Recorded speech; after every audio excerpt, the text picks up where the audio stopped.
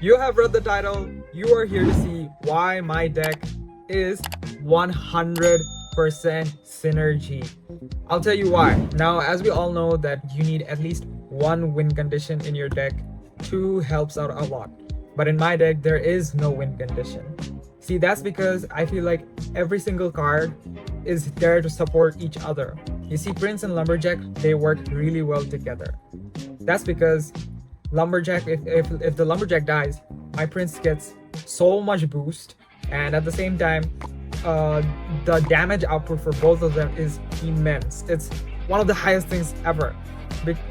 Let alone if you look at individual card value, you see Prince has that 1000 charge damage. That is like one Sparky, bro. That's literally one Sparky. What I like to do is I like to play in pairs. So my game is basically in a build-up. I play from the back. I play the Witch first, then I play the Prince.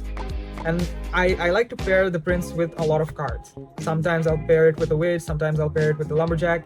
Sometimes I will just wait and I'll use the Zap. If it's like I'm very desperate.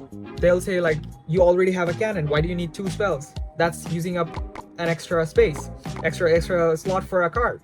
But that's not the case because my cards are there to support each other. See, if you have lots of really powerful cards, you don't really support them. If I had a win condition like let's say Hog Rider or Ram Rider, I have to support that. I have to only support that card, make sure that arrives to the tower and then it does its job. But the thing is, I don't have any cards like that. No win conditions.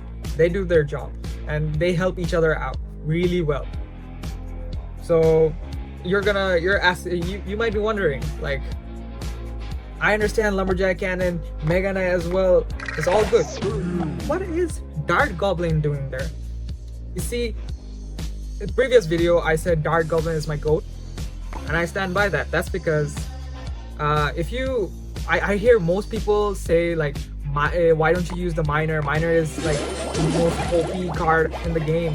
Like there's like so many decks like 2.0 Miner deck, 2.5 Miner deck. Bro, at level 12, I have a level 12 Miner, okay? At level 12, you have 54 damage on the tower. That's okay, but the thing is, it hits 1.2. It hits every 1.2 seconds, so it's really slow, and the damage output is not good.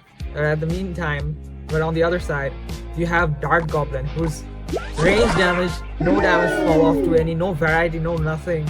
Just straight raw dogging 160 damage at a 0.7 per second, 0.7 per seconds per hit. That is 0.7 seconds per hit. Well, but enough yapping. Y'all are here to see how this deck works, so let me just show you. Alright, we are playing Pin O from Ace. Alright, great. We have a Prince and Witch. So I think I'm gonna start with a slow build up. So I'm gonna place my Witch at the back. Let's see. I'm gonna pair. Oh, he has a Frankenstein. Alright. I'm gonna put it. Let's see. I've never played against the Frankenstein with this deck. But let's see. Alright, W placement for my Dart Goblin. I'm just gonna use that thing now. That's bad. Alright, no worries, no worries. I have my Mega Knight. Let's over push. Let's see what he has. Let's see what he has. Alright, he has a Musketeer. That's good. That's good. I don't see any buildings. He may have a building. Alright, Skellies. Suck. Alright, that's taken care of. Start with the Witch again. We have the Prince next. Let's see again. Maybe he is cycling the Frankenstein. Oh, he has a cannon. Alright, no worries, no worries. The Frankenstein as well, alright. Maybe next time I'll switch it up. I'll switch it up and see how I can play it different. Yeah, he's gonna do that again. No worries, no worries. See, with this deck, I can switch it up very easily. with other decks like win conditions, you can't switch up that easily. Like you cannot change. There goes my Dark Goblin. 1, 2, 300 and 320 damage, just like that. It's just too good. It's just too good. I'm gonna glaze Dark Goblin. Y'all can't stop me. Alright. I gotta change this. I wanna change how I play, but alright, let's go Mega Knight. Let's see what happens. Let's see how you react. Let's change my game.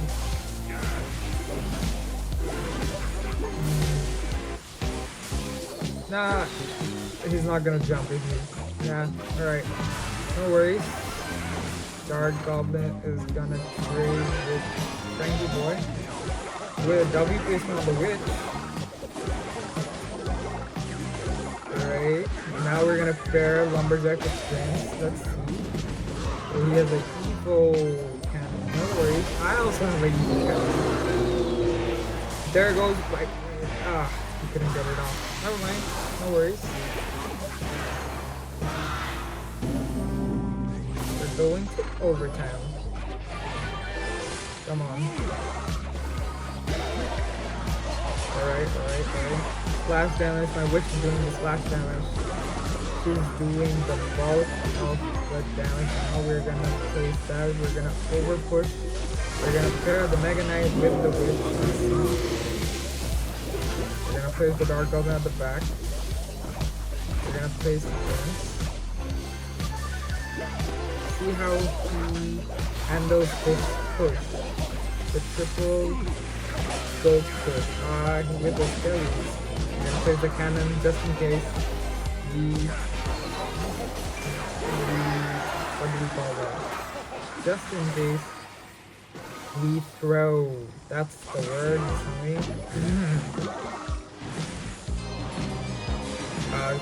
shit. Graveyard thingy. There is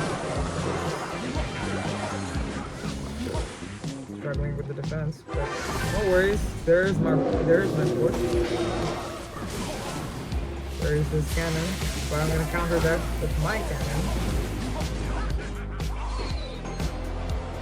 It's not gonna be much. I'm gonna build up again. See, this is my thing. I rely on build up, and if he tries to do all this skelly swarm thingy, it's no issue for me. It's no issue for me. I start from the back. Alright, there is my raid. This is what it's made for. There he goes. And before you know it, I didn't even see. He's down to 2,000. Oh, he's you gotta place my cannon there. Let's see what happens. Exactly. That was a mistake. But did you notice that my Prince had done 1,000 damage at the last second?